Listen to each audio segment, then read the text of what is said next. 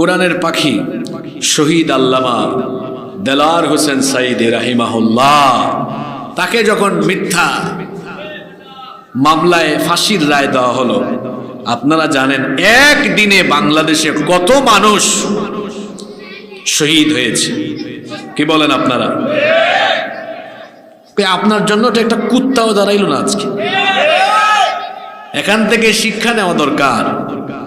জুলুম করলে মানুষ তো দূরের কথা।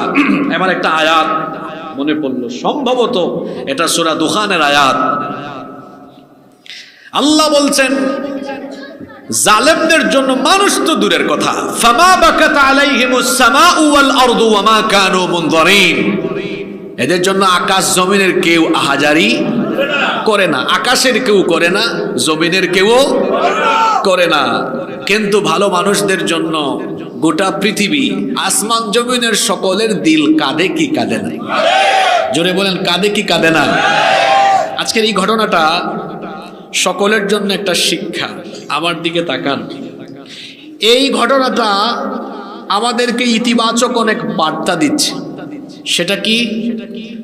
ব্যক্তি সে যতই ক্ষমতাবান হোক, যতই সে ক্ষমতাবান হোক, মানুষের উপর জুলুম করলে এর বিচার একদিন না একদিন হবেই হবে। এবং আল্লাহর দেওয়া ওয়াদা সত্য না মিথ্যা? আল্লাহর দেওয়া ওয়াদা সত্য। আল্লাহ তো বলেছেন যে কোন জালেমকে আমি জুলুমের প্রাপ্য না বুঝাইয়া দুনিয়া থেকে বিদায় করি না।